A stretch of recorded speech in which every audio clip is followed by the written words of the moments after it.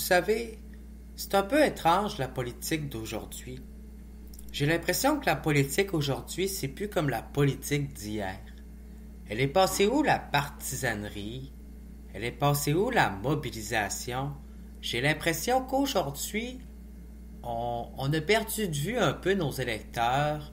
On dirait que on voit plus ça, les grands rassemblements, comme dans le temps de la souveraineté.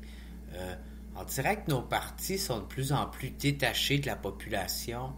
On dirait qu'on fait aujourd'hui une sorte de politique de façade, qu'on se démontre, qu'on se montre devant la sphère publique, mais qu'au bout du compte, pour ce qui est du contact avec les gens et avec les autres, on s'est un peu déconnecté de la foule finalement.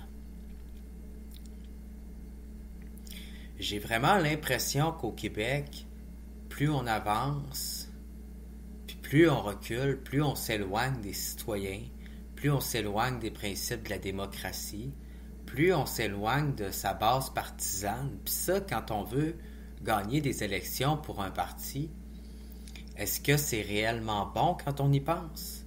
Donc aujourd'hui, à Québecwood, en direct du Sens Critique, on va parler dans ce podcast qui parle souvent de sujets politiquement corrects et incorrects, on va parler de la façon dont les partis politiques aujourd'hui font de la politique et surtout de comment que finalement la politique d'aujourd'hui se fait sur Internet, sur un affichage public, mais qu'au bout du compte, c'est tellement juste connecté à un monde virtuel et déconnecté au vrai monde qu'on dirait que les gens ils ont de la misère à adhérer à ça.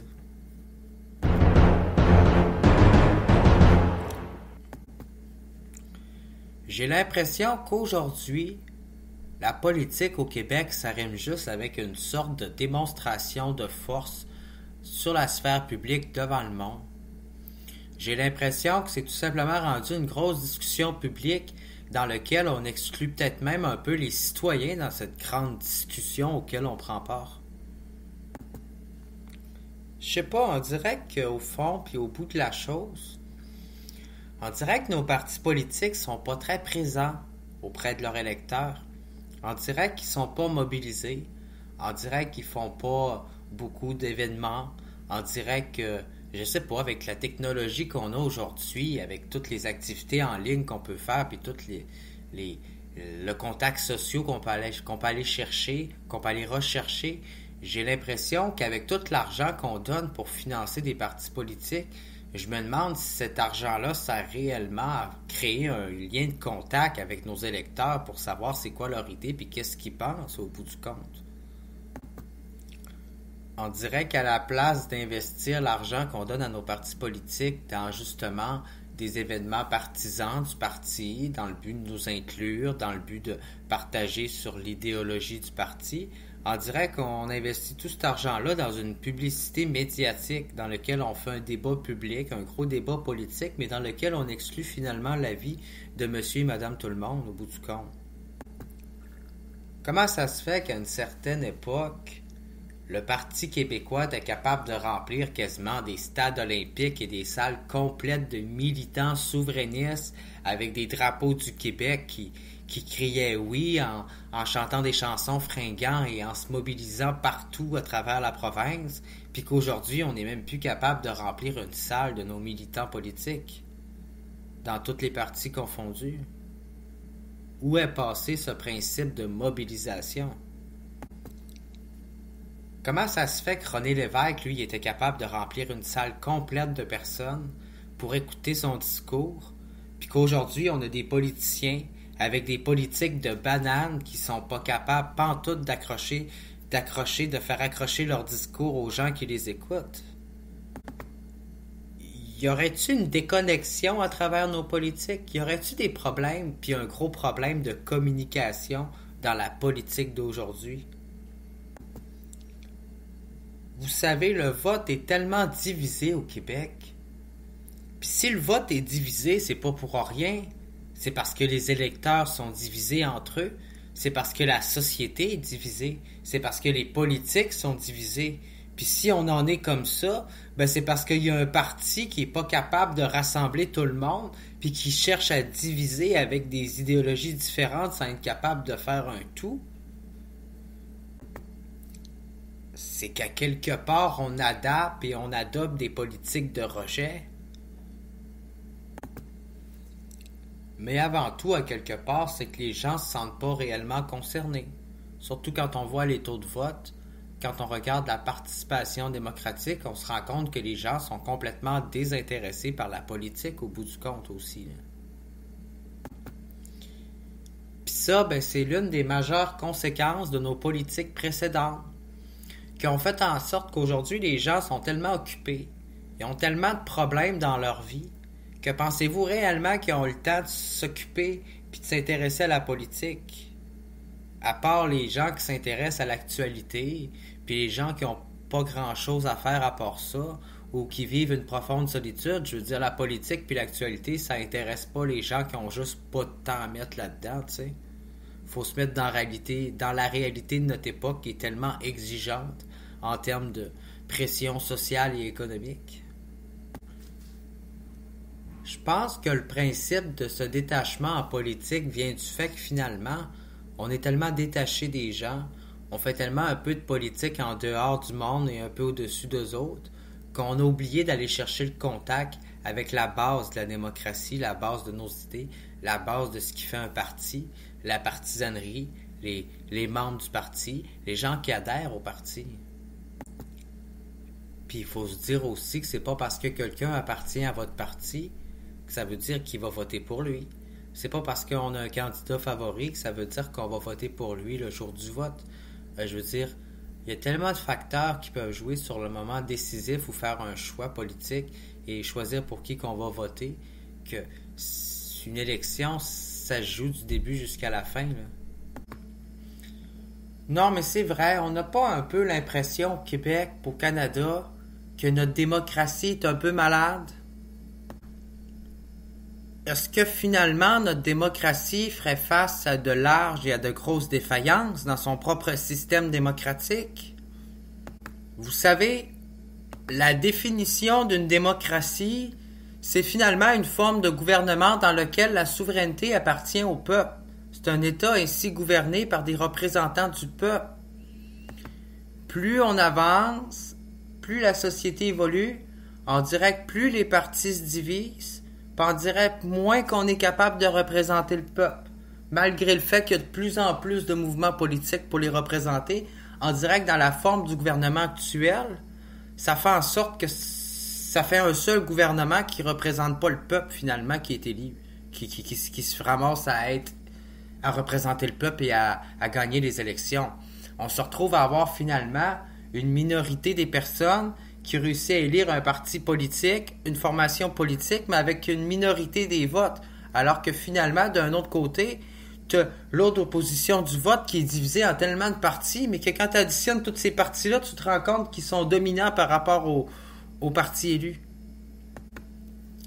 Faut pas se surprendre après ça de voir des gens complètement se désintéresser et désenchantés de la politique, qui voient bien qu'il y a un principe d'arnaque, que quand un gouvernement réussit à prendre la majorité du pouvoir, pas la majorité du pouvoir pour gouverner, il devient quasiment indélogeable dans le système actuel. Quand on regarde tout ça, il est normal de se poser comme question et d'être inquiet à propos de la démocratie et se demander est-ce que notre démocratie est finalement vouée à disparaître dans ces conditions? Quand on regarde le mysticisme autour des origines de l'apparition de la démocratie dans la Grèce antique, on se rend compte que c'est un système autant fragile qu'un bon système qui peut apporter beaucoup de choses à une société. Mais on se rend compte que, malheureusement, dans notre société, en tout cas autant moderne que dans l'histoire de notre passé, on réalise que souvent la démocratie est à bout de souffle.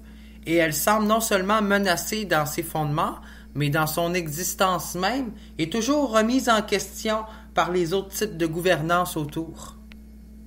Donc ça devient dur pour une pratique politique de défendre pleinement la démocratie dans un sens. Je veux dire, on réalise bien actuel dans notre système politique que la démocratie, ne donne pas un sentiment démocratique à nos citoyens? C'est à se demander si on n'a pas corrompu le principe de la démocratie dans le but d'en faire une sorte d'aristocratie française déguisée en démocratie et dirigée par des élites qui s'approprient le système et qui en font des abus de droit dans le but de créer un système qui va servir leurs propres intérêts et qui va finalement un jour peut-être être voué à s'auto-détruire lui-même. Je veux dire, on connaît les composants de ce leitmotiv récurrent, là. On se rend compte qu'il y a une impuissance des institutions des juridiques et juridico-politiques. On se rend compte qu'il y a une incapacité à répondre à la réalité des problèmes. Qu'il y a toujours une défiance croissante des citoyens à l'égard des représentants et des États qui gouvernent, qui sont souvent réputés pour être incapables d'exercer la tâche qui leur a été confiée finalement. Il y a un déficit général de légitimité qui se traduit notamment par la montée de l'abstention dans le taux de vote. Il y a de plus en plus de gens qui s'abstiennent tout simplement de participer à la politique parce qu'ils disent finalement que tout est de la merde. C'est un peu ce qu'ils disent. Mais en fait, ce que je dis là, ça va plus loin que ça.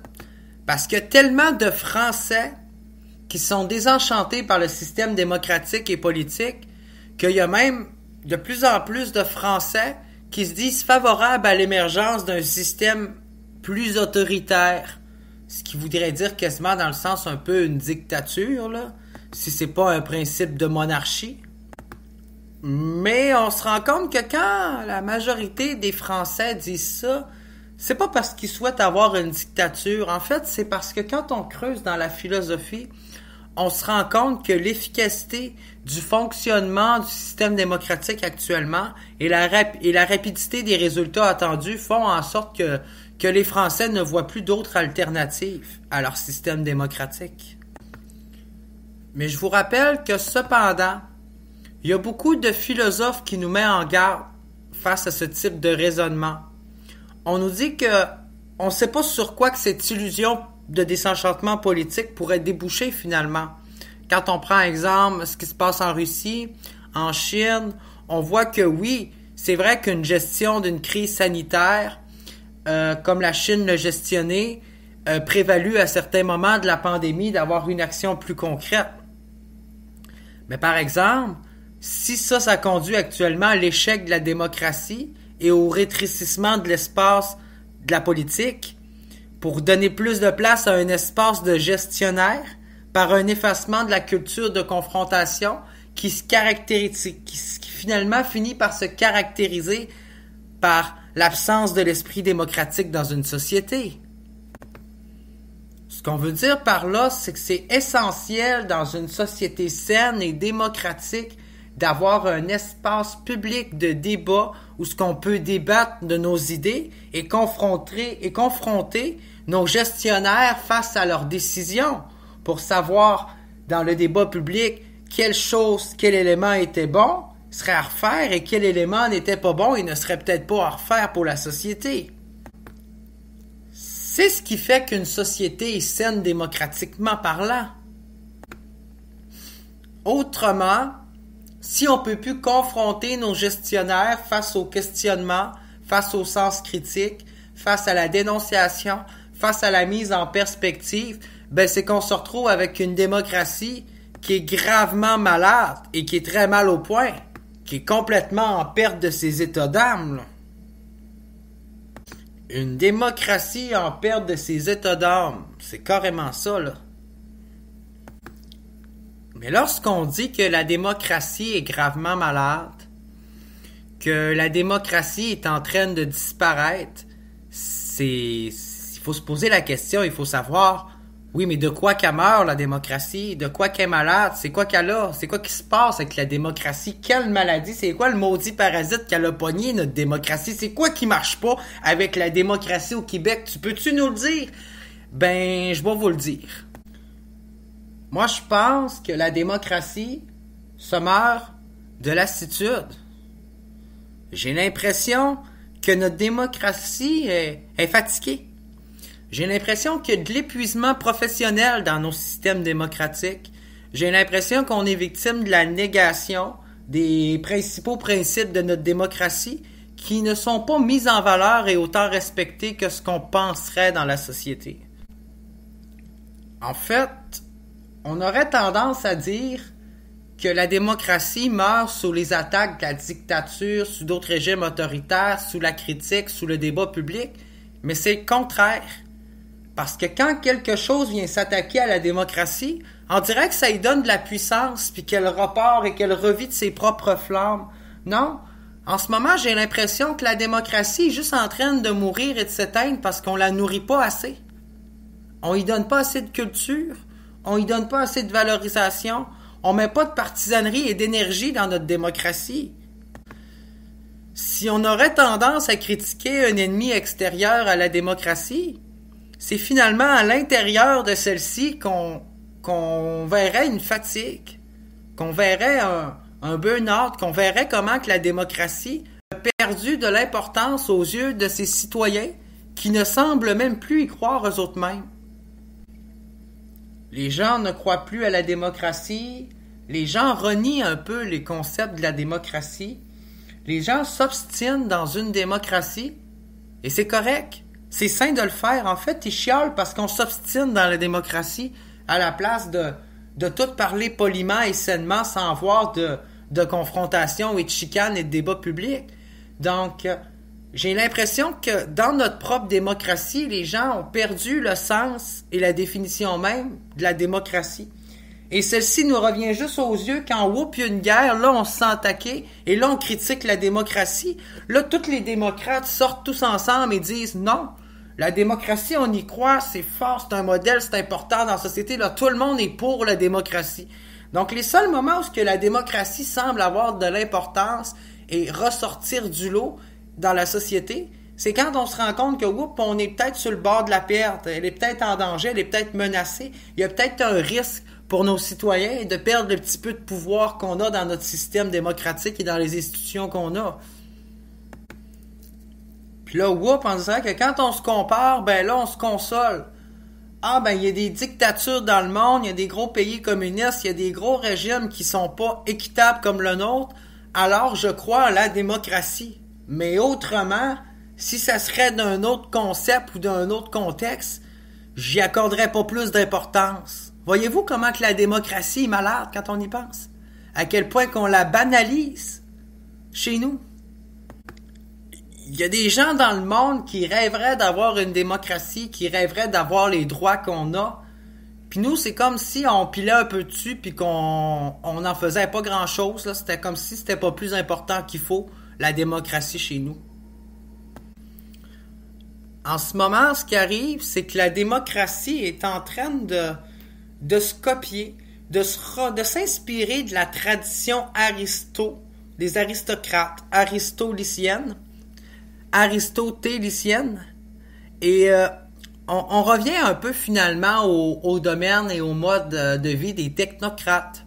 On a des gens éduqués, des gens qui se prennent un peu pour une classe supérieure et haute dirigeante, et cette vision scientifique semble se rallier autour d'un principe en considérant dans l'intolérance et comme intolérable toute divergence d'opinion aux scientifiques qui s'écarteraient de leur courant dominant quand on en regarde ça. C'est comme si finalement notre système démocratique était une sorte d'aristocratie française déguisée en technocratie moderne où la classe scientifique contrôle les pouvoirs et les courants dominants tout en excluant et marginalisant, en faisant la marginalité de tout autre courant ou de contre-pensée. C'est ce qui rentre un peu dans les principes du mot que j'ai de la misère à prononcer, l'aristotélicienne. Lorsqu'un parti politique frôle un manichisme puissant et que le seul but c'est de s'apparaître, de monter en tête de liste et de se trouver seul en lice à la tête et au sommet, en éclipsant tous ses adversaires, en mettant de côté, en dénigrant ses adversaires, quand le but c'est d'être le meilleur et de se montrer comme le meilleur, de faire valoir un courant de pensée supérieur à toutes les autres, c'est qu'à quelque part on s'est écarté un peu du principe et du but de la démocratie. c'est qu'à quelque part, on est en train de transformer la démocratie en forme et en sorte de védétariat. Un védétariat qui est réservé dans les institutions du pouvoir pour les gens qui sont le mieux éduqués, qui sont le plus riches, qui viennent des milieux le mieux nantis et qui ont eu le plus d'égalité de chance pour s'en sortir dans la vie. Donc, des gens qui sont favorisés pour accéder aux instances politiques pendant que le reste du monde, finalement, en est privé. Et privé de tout pouvoir politique à travers ça. Autant qu'un droit de parole assez limité. Vous savez, quand la démocratie a juste des adversaires, a juste des opposants, et qu'il n'y a personne pour rallier personne, pour rallier les communautés et l'ensemble des personnes sans créer de divergence, il n'y a personne pour faire un front commun, il n'y a personne pour rassembler les gens sous un principe, c'est qu'à quelque part, on ne cherche pas à créer une démocratie, là. Vous savez, il y a quelque chose qui est unique à la démocratie, c'est qu'on ne prend pas les décisions sans consulter personne. Ça demande un travail, ça demande une discussion, ça demande une inclusion, ça demande du temps. La démocratie, ça demande de la patience. C'est pour ça que la démocratie, à l'instance de beaucoup d'autres systèmes politiques, c'est une vertu, la démocratie. La démocratie réclame inévitablement un principe de tolérance. Parce que finalement, la démocratie, c'est l'ambivalence, c'est la contradiction, c'est l'opposition de deux formes de mentalité, de deux formes d'idéologie ou de multiples philosophies qui méritent d'avoir leur mot à dire, de débattre et de discuter de leur divergence et de leur convergence autant pour autant. Lorsqu'on crée nous-mêmes des inégalités, qu'on favorise des communautés par rapport à d'autres, qu'on crée des processus de stigmatisation dans nos sociétés, est-ce qu'on peut dire qu'on frôle et qu'on prône des valeurs démocratiques?